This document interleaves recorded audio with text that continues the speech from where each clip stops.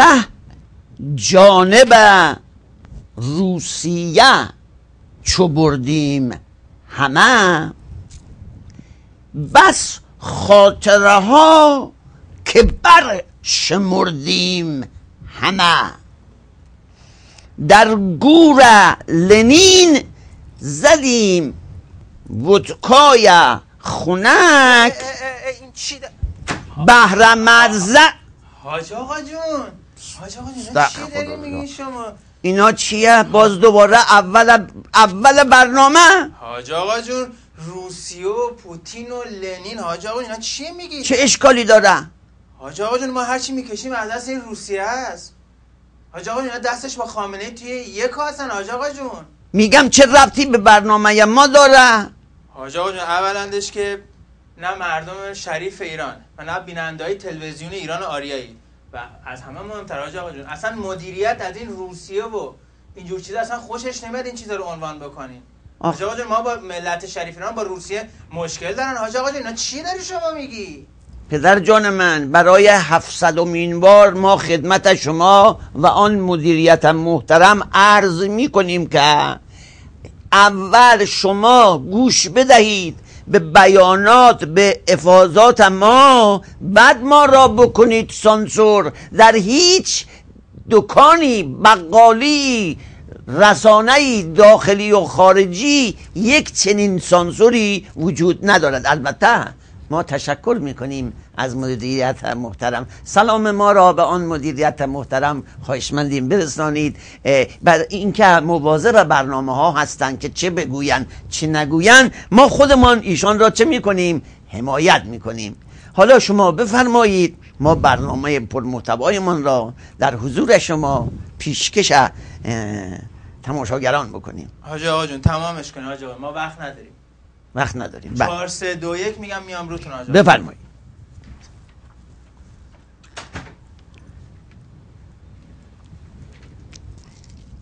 ره جانب روسیه چو بردیم همه، بس خاطره ها که بر شمردیم همه.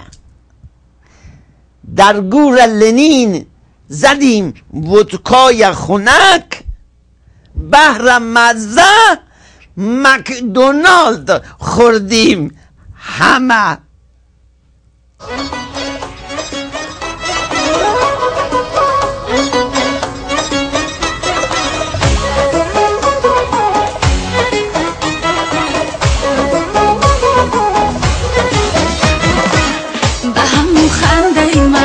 دلکم رفت از دست، کوزه صبر دلم وای افتاد و شکست. داغ داغای دلکم بی خوش باورکم، که شود که کمکی بشینه در برکم.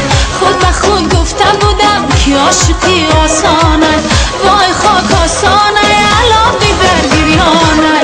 به همون خنده مست دلکم رفت از دست، کوزه صبر دلم وای افتاد و شکست. داغ داغای دلکم بی خوش باورکم، که شود که کمکی بشینه در برکم.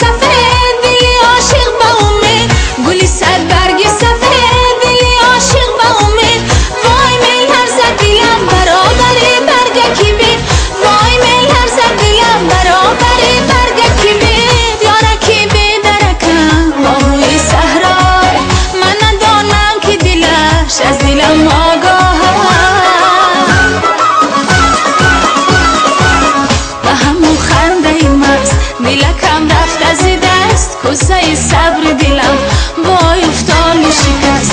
داغ داغای دلکم بی خوش باورکم، که شود که کمکی بشینه در برکم.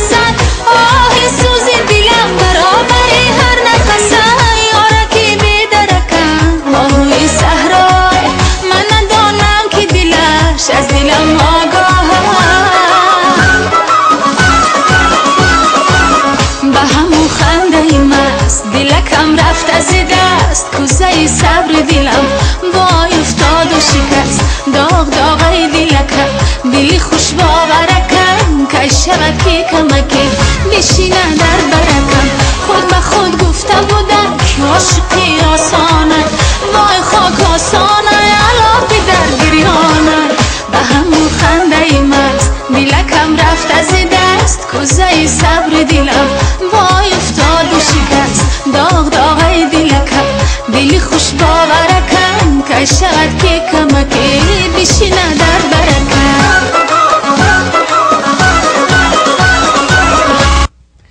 با سلام و تحیات خدمت خواهران و برادران نیمه مومن، نیمه معتقد و نیمه تحصیل کرده. امیدواریم که حال و احوالتان در این بلاد بلاخیز بهتر از حال و احوال خود ما آقا سایه خدا و بقیه آقایان روحانیون مبارز باشد. همانطور که میدانید حال هیچ کدام از این روانی ها اصلا ابدا خوش نیست، چرا که اسلام عزیزمان روز به روز در انظار عمومی بی حیثیت، بی آبرو، بی کس و کارتر میشه. اسلام را تا توانستن این اسلام عزیز شیعه را به خاک و خون کشیدن و این حرکت زیر دست کفار بوده، از خیلی خیلی پیشها بوده. سنی ها پدر شیعه در می آورند، شیعه ها پدر و مادر سنی ها را در می آورند. یک جنگ تمام عیار در منطقه خلیج فارس انتظار دارن میکشد. دوربین ها، خبرها، حرفها همه از آنجاست که چیه؟ قدرت نمایی بشه، موضع خودش مملکت پیدا بکنه که چی؟ سعودی ها میخواهن قدرتمند ترین کشور در منطقه باشن. اینه که تا خیره اسلحه مهمات خریدن، البته زیر نظر تکنیسیان و کاردان خودشان که اصلا چیزی نداشتن که داشته باشن، پول است که فقط، طلاست که فقط دارند.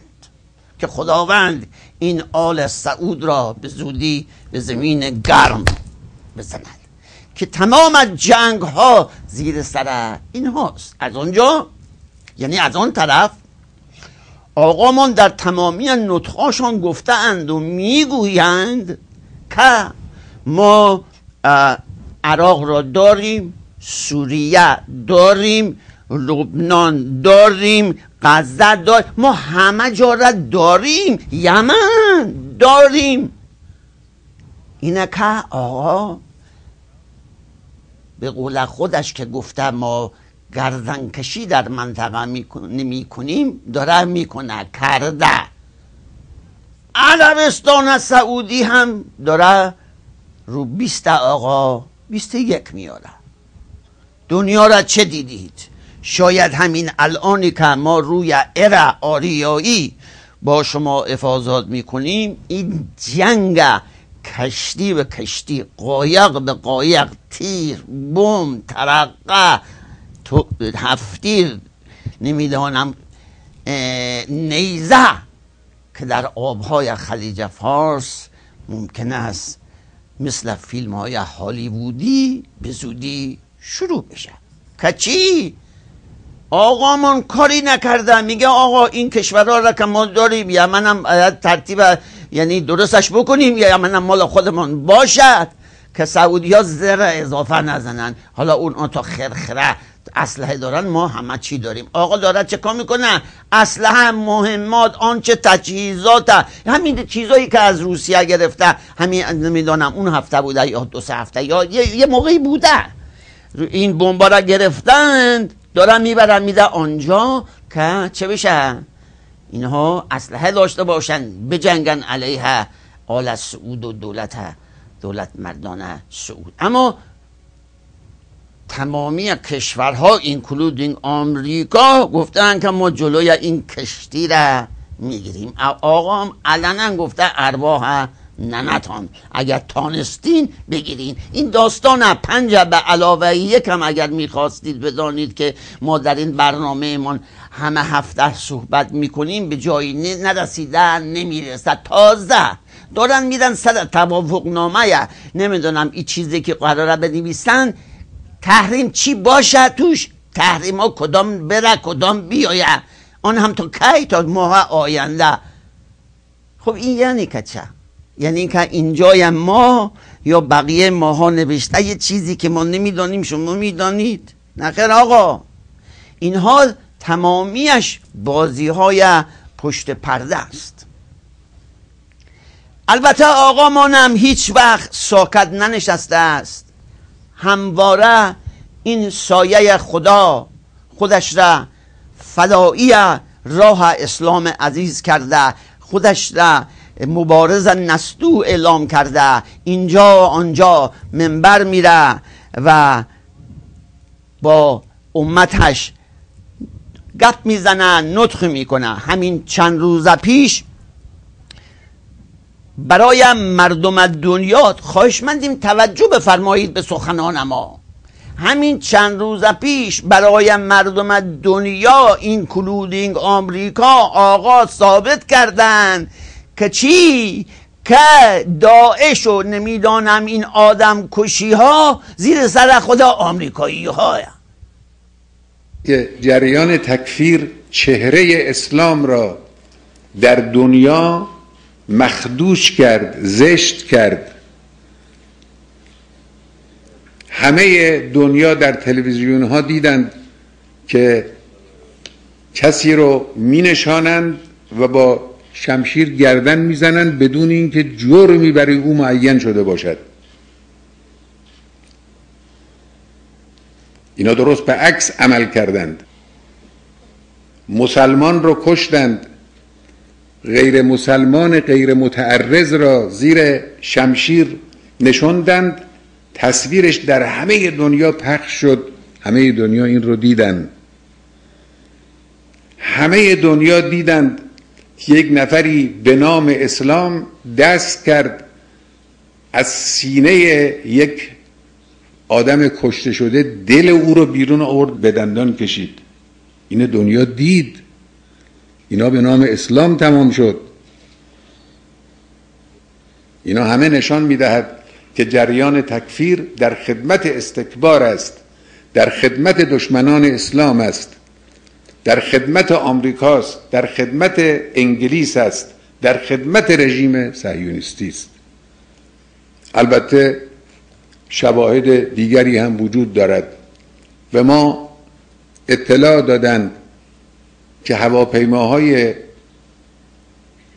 ترابری آمریکا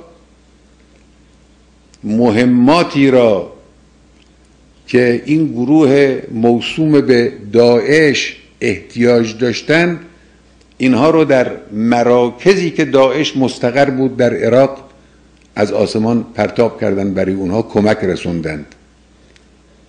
گفتیم لابد اشتباهی بوده این کار. بعد تکرار شد. اونطوری که به من اطلاع دادن 5 مرتبه این اتفاق افتاده است. 5 مرتبه اشتباه میکنن. اون وقت به ظاهر ائتلاف ضد داعش درست کردن که دروغ محض است. این ائتلاف دنبال اهداف خبیث دیگری است. میخوان این فتنه رو زنده نگه دارند، دو طرف رو به جان هم بیاندازن، جنگ خانگی بین مسلمانان رو همینطور استمرار بدن، این بمانه. از حضرت امام جعفر صادقمان علیه السلام در حدیث معتبر منقول است که هر بابایی، هر مؤمنی، هر مؤمنی 1000 مرتبه در یک وعده 1000 مرتبه در یک وعده ماشاءالله بگن، یک دفعه در آن سال حج نصیبش میشه. یا اگر آن سال حج نصیبش نشد، آقامون میفرماید یه سالی بالاخره میشه. اما از آنجایی که ما خدمت آقامون جعفر صادقمون ارادت داریم، ایشان پیشوای ما هستن، خلیفه ما بودن، تو سر ما زدن، ما دوستشان میداریم، احترامشان را بسیار میداریم. اما با این شرایطی که دولت آل سعود برای جوانان ما و زواران ما درست کرده، مگر دیگه حالی واسه آدم میمانه؟ نه والا. ممنونی. این است که اگر شما اگر دلتان البته میخواهد به حرف ما یا امام جعفر ما قربانشان برام توجه نکنید. اگر دلتان میخواد حج برید که نمی روید فعلا، دلیل دارد. اگر خواستید برید این شکلی برید بهتره، خرجش بسیار بسیار کمتره، نه پول هواپیما لازم داری، همه اینا مهیا میشه برات. چه شکلیشه بعداً به حضورتان میرسن. همین دیروز بود که خدمت آقا سید الاغ یونو وات آیمین ما طبق معمول همه هفته قبل از اینکه برنامه من را به آنتن بفرستیم با آقا حرف زدیم. آقا در همون لحظات اول تمامی فحش‌های خوشمزه‌ای که مثل نقل و نبات از دهان مبارکشان بیرون می آید به ما تحویل دادن و ما هم مینان از سنگ از صبور به حرفای آقا گوش کردیم، چرا که خودمون را مسئول میدانیم نسبت به برنامه پرمحتوایمان. چیزی نگفتیم که خدایی نکرده آقا غضب بکنه بر ما و برنامه ما. به آقا گفتیم که آقا این نطق آخرید واقعا دست مریضا، چه کردی؟ این نطق آخرید فکر میکنیم 5 به علاوه 1 که هیچی، دنیا را تکان تکان بده چیزهایی که افشاگری کردی. آقا بعدش نیامد از تعریف تنجید ما، گفت حالا. همچی که گفتن حالا، ما گفتیم آقا قربان آن نگاه معصوم الهیت ما برو. آقا گفت حرفت چیه؟ گفتیم آقا چطور است که در بعضی از برنامه هایتان سعی بکنید این گوشاتان رو خوب نشان ندهید. آقا این پشما، این کلکا خرابی از زایه است. آقا داشتن عصبانی می شدم، گفتم آقا معذرت می خواهم، ولی آقا تو رو به خدا، تو رو به علی، تو رو به امام اولی، آقا وقتی که میخوایی نطق بکنی اینقدر اخمتخ نکن. آخه این امت گریانه همیشه در سنت چه گناهی مرتکب شدن که شما این همه اخمتخ میکنی؟ لبخند بزن. آقا گفت خفه بمیر، لبخند حرام است، هر کس بخنده گناه کرده. در بزن. من همیشه به دوستان و خویشاوندان و زنان و اینها میگم برخلاف اون چی که معروفه در بین این دو جنس، اون جنس قویتر زنه. زنها قویتر از مردم. زنها میتوانند با تدبیر و با ظرافت مرد رو تو دست خودشون بچرخونه. این هم در تجربه انسان این رو مشاهده میکنه، هم با ریاضهای فکری و عقلی این رو انسان میتوانه اثبات بکنه. این واقعیتیه. روایت است از حضرت رسول خدا صلی الله علیه و آله و سلم، اللهم صل علی محمد و آل محمد، اگر جنی سنگی را افکند، آن سنگ را بگیرید به همان جا که جن سنگ افکند. نه شما هم چه بکنید؟ بیافکنید، پرتابش بکنید.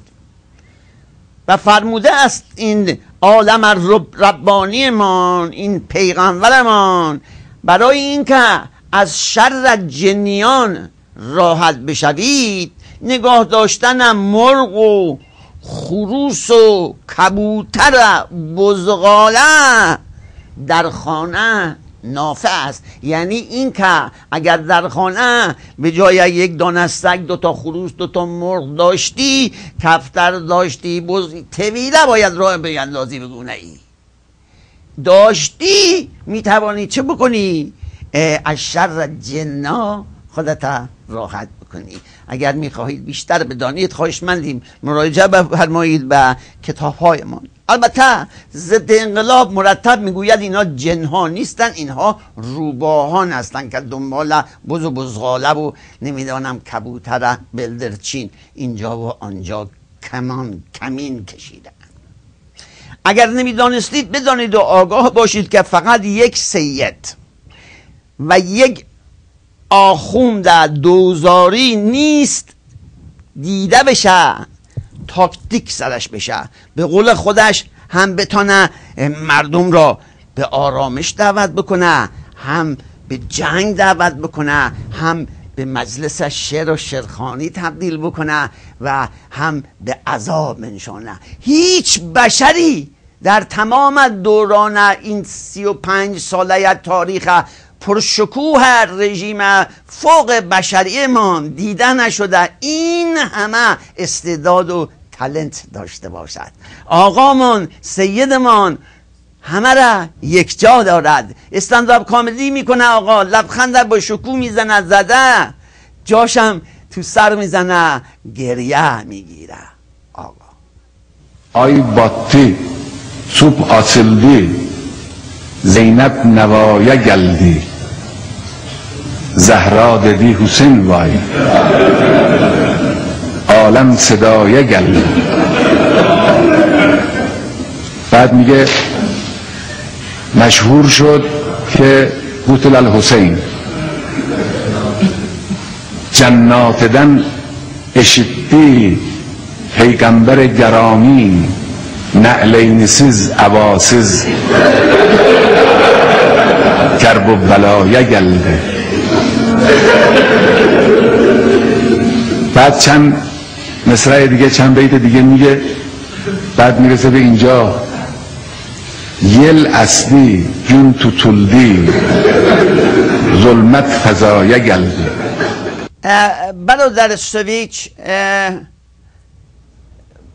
برادر سویچ اوکی.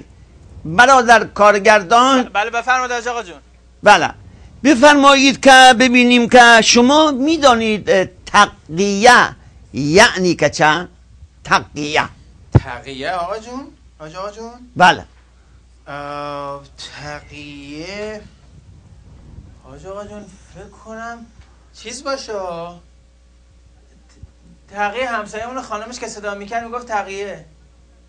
آقا تقیه همسایه‌مون بودن زمان قدیم، یادش بخیر، تو جنوب زندگی میکردیم. تقیه ما فکر میکردیم که شما سری در سرها دارید. خواهشمندیم بروید پشت سویچ. مگه چمونه آقا جون؟ خب ما اینجوری شنیدیم. بفرمایید وقت برنامه پرمحتوای تقصیر خود خاک بر سرمان است که هی تو را صدا میکنیم. این خط دیگه نیایی تو، آمدی نیامدی، کاری نکن که زنجیر پاره بکنیم. همینمان مونده است. آجا ناراحت میشه، من اینو بلد بودم. تقیه اگر نمیدانستی بدان یعنی مشروعیت دروغ، مشروعیت ریا و مشروعیت فرار از مسئولیت. یعنی این که مجوزی تصدیقی چیزی داشته باشی که به خاطر حفظ جان مال خودت هر موقع که دلت خواست دین و ایمان نمیدانم با آن چیزی که احترام میذاری زیر پا بگذاری. اینه بهش مجموعاً میگوین تقیه. تقیه یعنی این که اگر مؤمنی را حتی دیده شده پیغمبرانمون را گرفته باشند، در حال شکنجه باشد آن مؤمن، آن امامزاده، آن آقازاده، آن پیغمبر، آن پیغمبر و دیگران میتوانند تقیه کنند، دروغ مشروع بگویند که ما اصلا این دین نمیشناسیم، 1001 حرف نامربوط به آن دین بزنن، خداوند خوشش میآید. یعنی راه را باز گذاشته برای پیغمبران و اصحابشون. با اینکه نمیدانم میدانید رژیم فوق بشریه جمهوری اسلامی همه روزه همه دقیقه اینجا آنجا همه جا شعار سر میده که مرگ بر آمریکا یا آمریکا مرگ به نیرنگ تو چه ولی مگر به خرج این جوانان داخل، جوانان سلحشور، دلاوران دوران میرسه؟ آقا ما با آمریکا جنگ داریم. این دلیل نمیشه که شما وقتی که یک آمریکایی در مملکت حالا گم شده آمده نمیدانم جاسوسی کنه، آمده نمیدانم بیزنس را بندازه، حالا که آمده این شکلی نیست که این آمریکایی را دوره بگیرید فشارش بیاورید که چه این آمریکایی چه بکند برای شما. همه فکر میکنند ممکن است الان در جا آمریکایی را بخورید.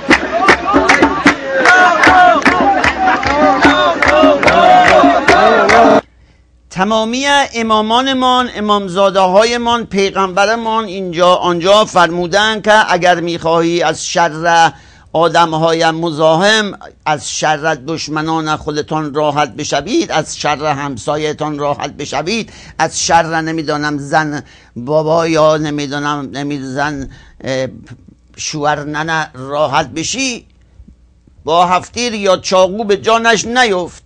راه ساده ترش این است که نفرینش کنی. نفرین تنها سلاحی است که خرج ندارد و طرز عملش بسیار ساده است و بسیار هم کاری است. خداوند متعال فرموده است نفرین کنید. چرا توپ و تفنگ پول خرج کنید برای نابودی یکدیگر وقتی که می شود دو کلام نفرین کرد.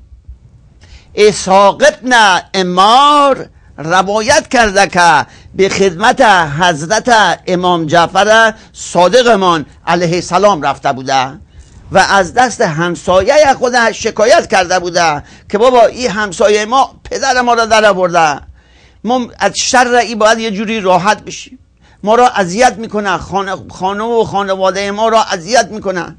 پیغمبر خدا میگوید او را نفرین کردی؟ میگه نکردم. میگه برو نفرینش بکن. او میرود نفرین میکند ولی تو گویی حرکتی اتفاق میافتد، نمیافتد.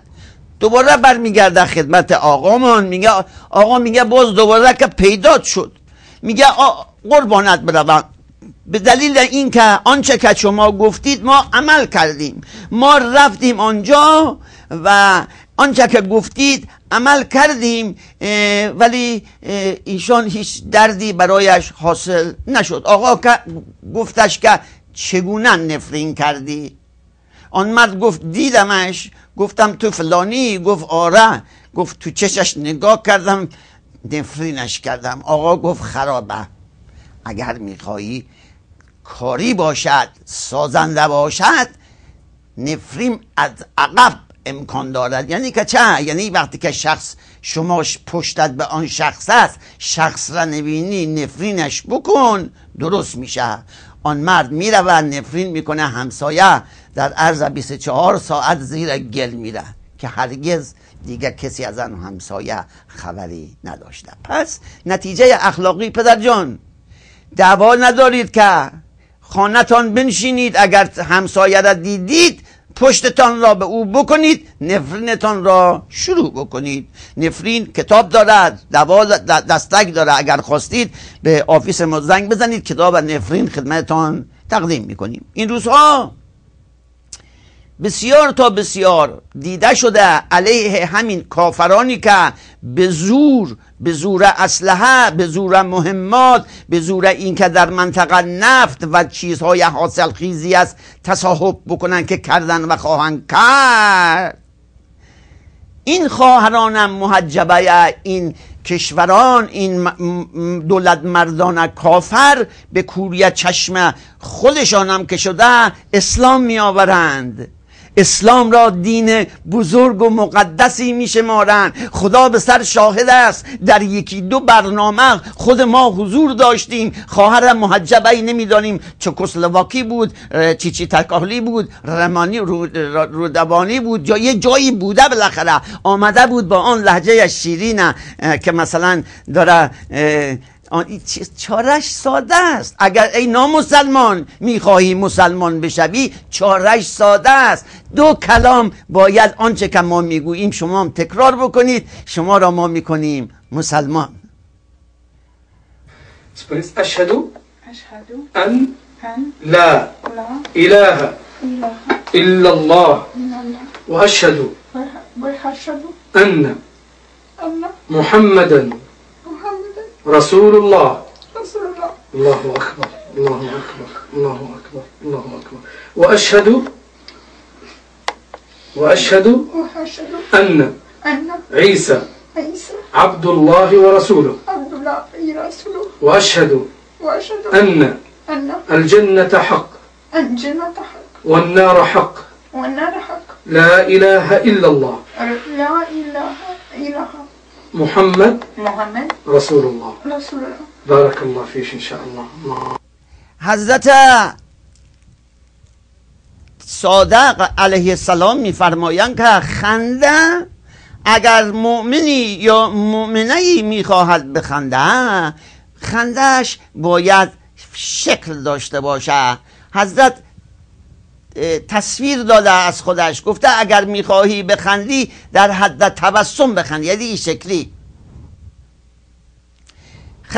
حضرت گفته مبادا قه بکنی، آن بازش بکنی و را بیاندازی، نه خیر.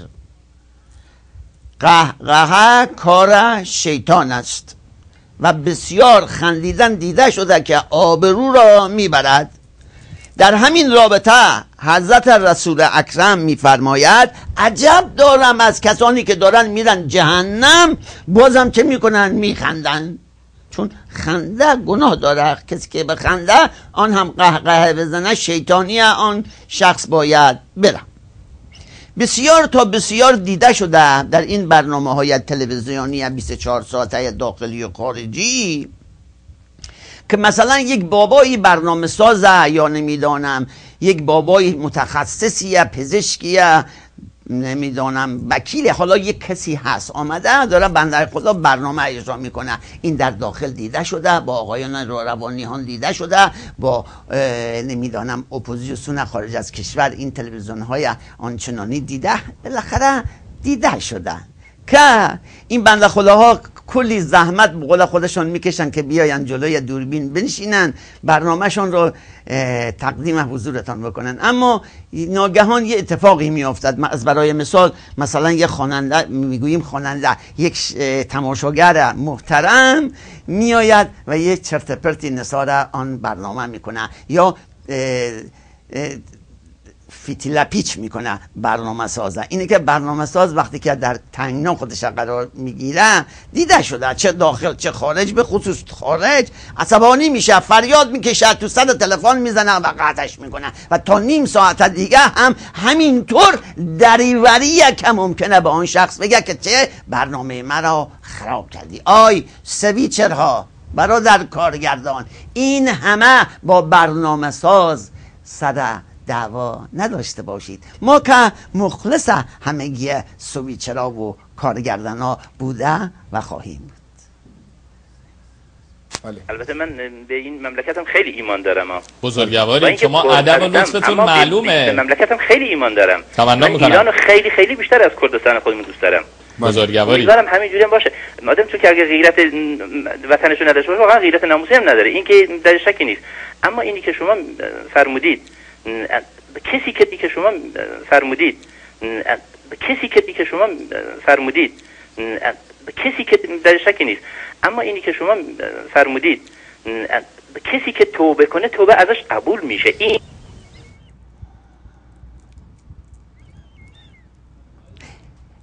بد نیست که بله میدانیم، ممنونیم. بسیار تا بسیار دیده شده است که ما وقتی که خب تعریف میکنیم در کنارش باید میگن جایی که کاسه بره قابلمه باز باید گردد. اما بسیار تا بسیار دیده شنیده شده که بخش بزرگی از ایرانیان خوشگذران داخل و خارج این کشور پهناور ایران اسلامی عزیزمان، اینها واقعا این ملت نماز، روزه، محرم، اصلا اسلام را دست کم گرفتن، از دیرباز گرفتن. این ماییم، این روحانیانن که با شیپور و بوق و گرنا اینجا آنجا سرصدا میکنن که بابا اسلام در خطر، اسلام اینه، اما ملت تو گوششان نمیره که اون موقع نمیرفته. الان که دیگه بابای هرچی آقا و آخوند و روحانی و نمیدانم امام در میآورن این ملت. باز دیده شده، البته نمیدانیم بهشون بگوییم دمتون گرم یا اصلا کارتون ضعیف است، بی خود است. این نوع مبارزه غلطی است. چه معنا دارد؟ شما در تمام دوران عمرت یک رکعت نماز نخواندی ولی میروی یخچال بلند میکنی، صدای آقامان را در میآوری میگویی یا علی، یا این که نمیدانم ریختن زدنند میخواهند بکشند میگویی یا حسین ابن علی، یا نمیدانم چی. این در واقع نشان میدهد که شما این پسوندها، پیشوندها، این کلمات را به عنوان حرف اضافه اینجا آنجا مصرف میکنید که از دور خارج کنید خودتان را، کسی ایراد بهتان نگیره. چه حسی داری؟ والله حساب خیلی خوب. ترسو یه شمس هنوز وقت داری. همین شمس هنوز وقت داری. آرش گفت خوش نده. همین شمس هنوز وقت داری. آرش گفت همین شمس هنوز وقت هست. میخوای بیادش. Would you please calm down? Yes please. همین شمس هیچ گارانتی نیست که بخواد Okay, 5, 4.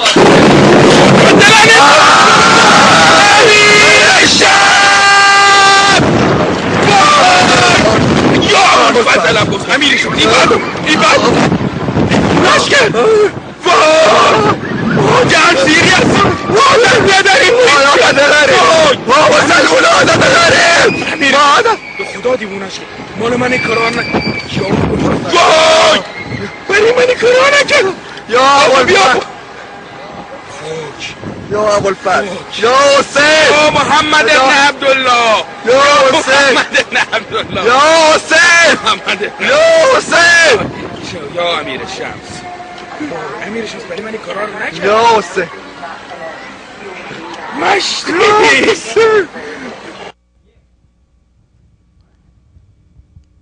حرفای امام جعفر الصادق من را همه گفتن، امام الراحل من گفته، آقا من میگوید، بقیه روحانیان میگوین، ما میگوییم که حرفای این عالم ربانی را باید طلا گرفت، به سردر خانه های شما مؤمنین گذاشت و شما بتوانید که نامسلمانان را دعوت به اسلام بکنید، اسلام را آبیاری بفرمایید. بله، این حضرت امام جعفر الصادق نمیدانم میدانستید یا نه عزت کلام داشت.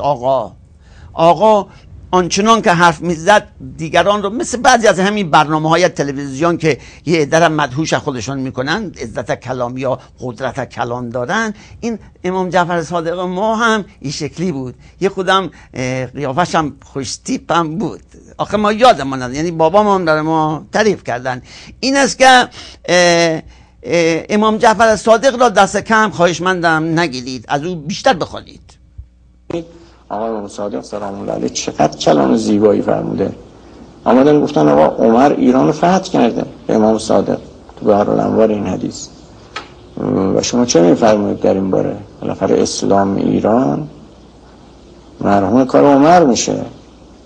حضرت یک کلمه فرمودن واقعا با طلا باید بنویسیم رو گوشه خونه ها.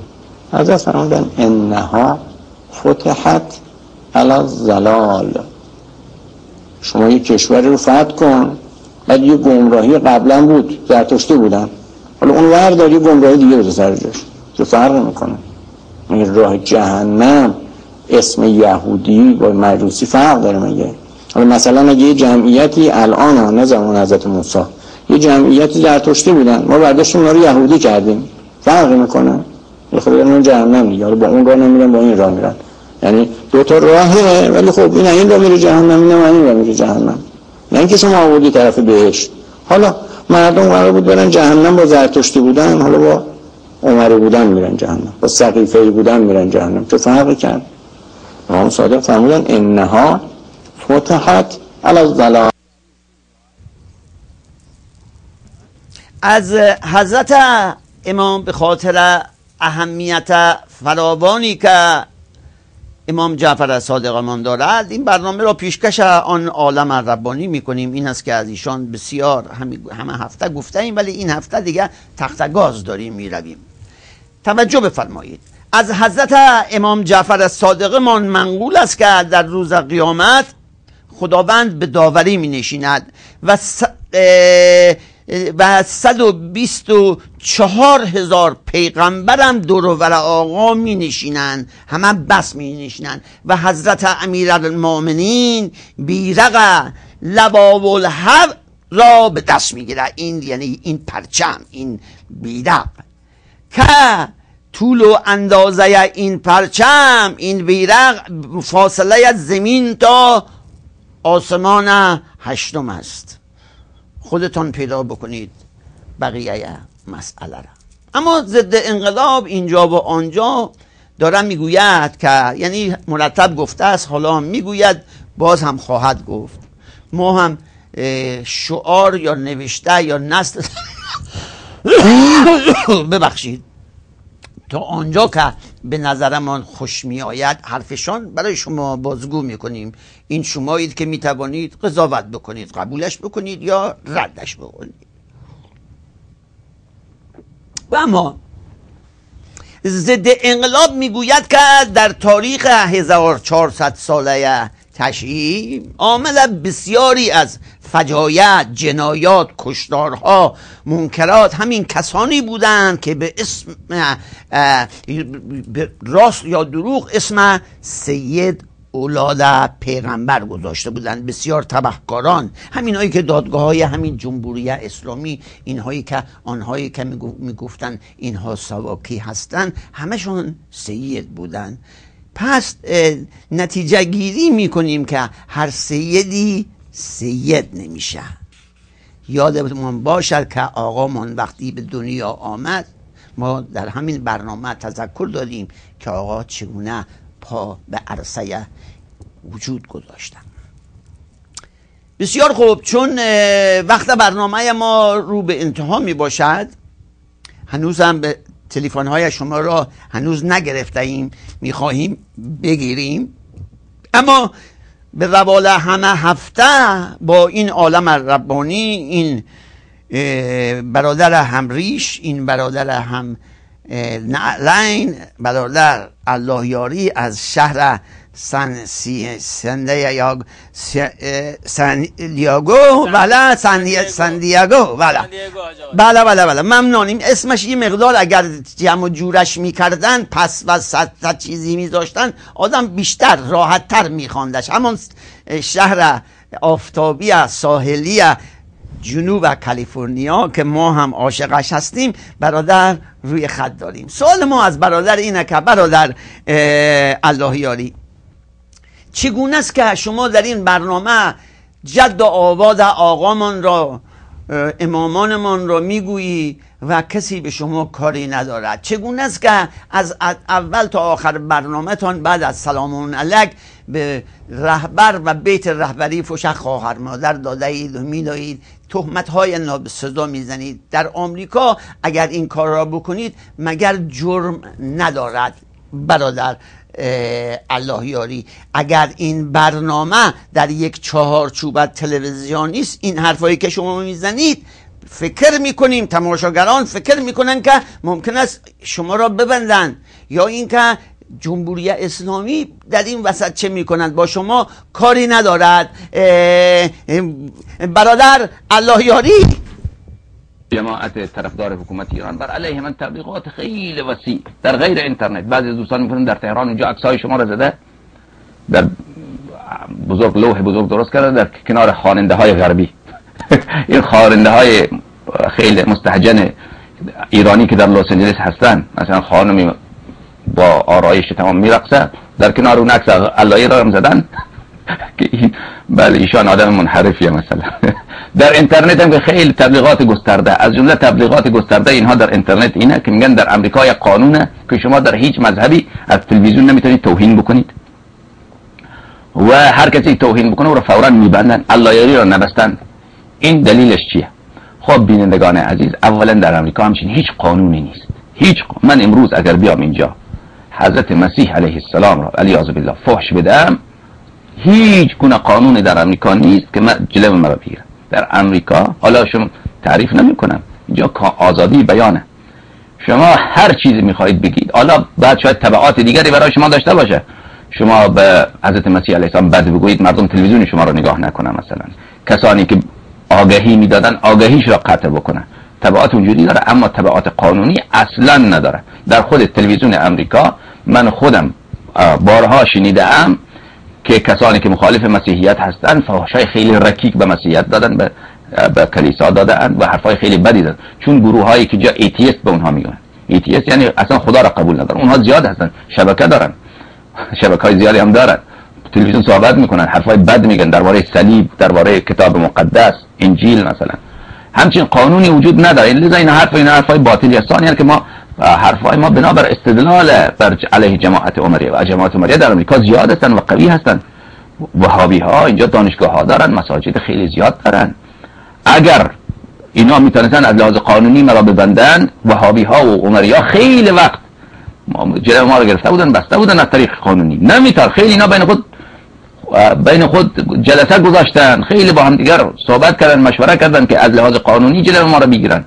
وهابی ها عمریا نتونستن کاری بکنن، چون قوانین اینجا اینطوریه که شما آزادی بیان هر چی میخوای. من اینجا بشم اوباما رو از صبح تا شب فحش بدم، کسی به من نمیگه که چرا.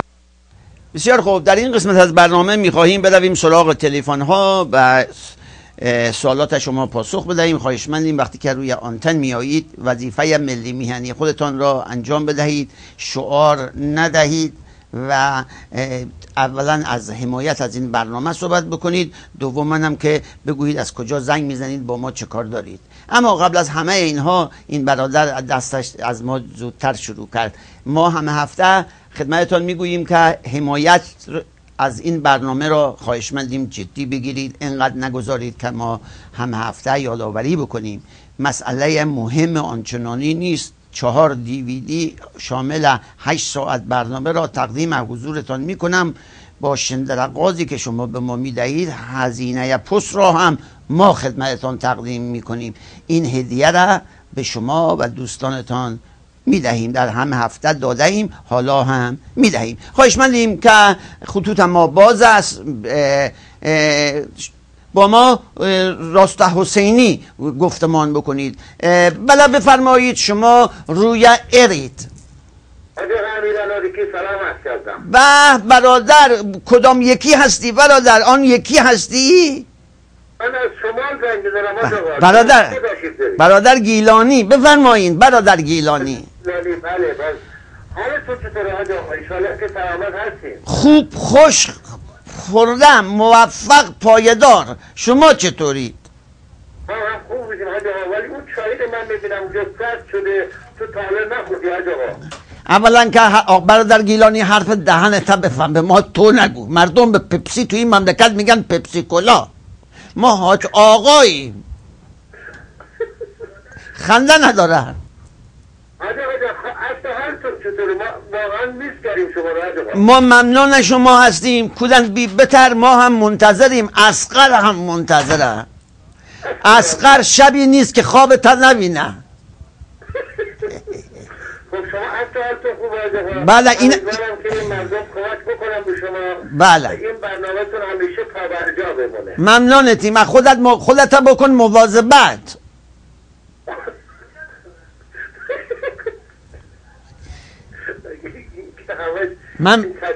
ممنونیم.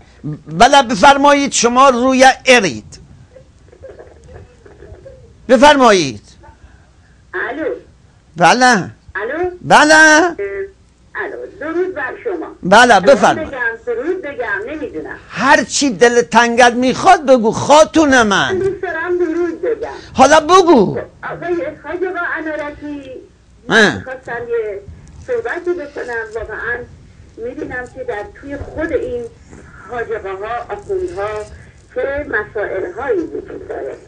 من چند روز پیش هستم تو کانالی که آقای اللهیاری تصادفی، بعد این آقا داشت با یه آقایی که رو اسکایپ باش صحبت میکرد، داشت دیگه این آقای اللهیاری رو میخواست واقعا بزنه. اینقدر واقعا با عصبانیت که تو چرا راجع به محمد اینطور صحبت کنی، راجع به فلانی اینطور صحبت کنی. خواهر صدایت چیز دارد، پارازیت دارد برای شنونده و بیننده یه مقدار چیزه. الان حرف بزن دوباره. الو.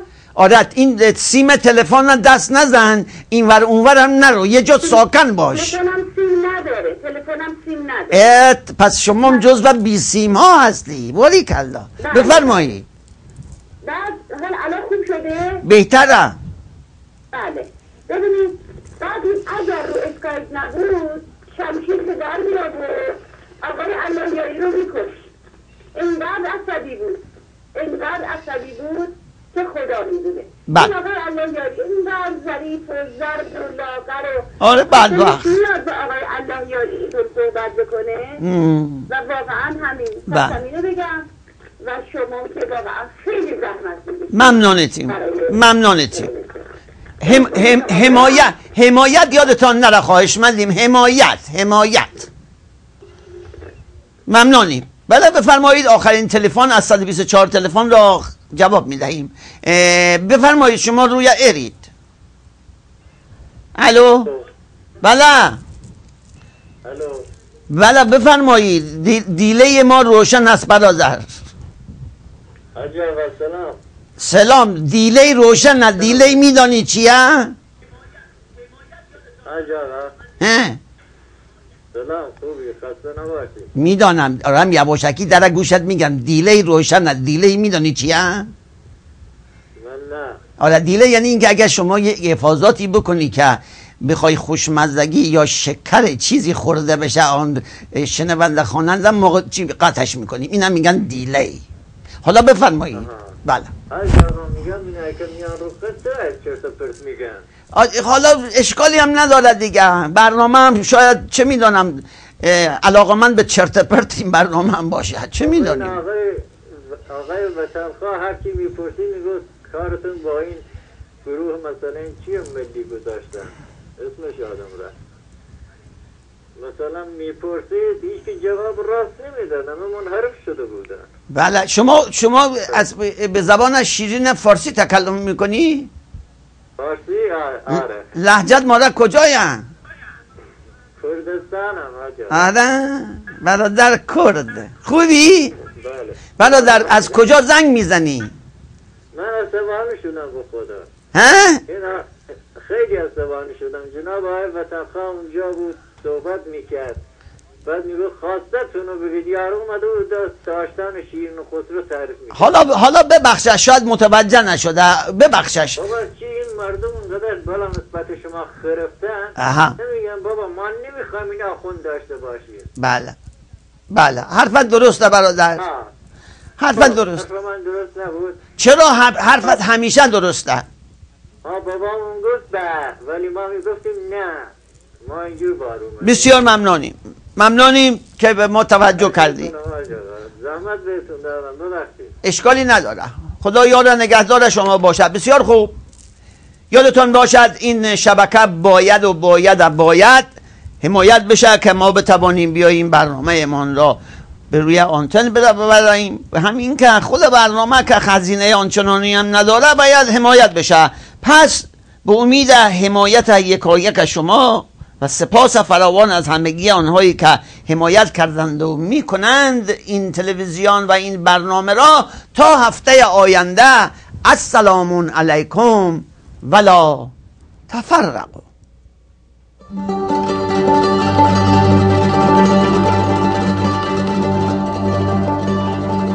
When you first see me, you are thinking there is a powerful, wealthy, very good-looking man. But I am a regular, everyday guy. I like to have a choice. I like to have a control. This is why I am loving Barbershop so very much. تو کردی؟ باریکلا. With the Barbershop, I am using latest Western technology, buying all electricity on the line in the way I want to do. I am making big savings, and I am no more getting nasty surprise with power bills in the mail. I am thinking switching to Barbershop should be compulsory for everybody. Nice, huh? Barbershop. Same power, but with different attitude.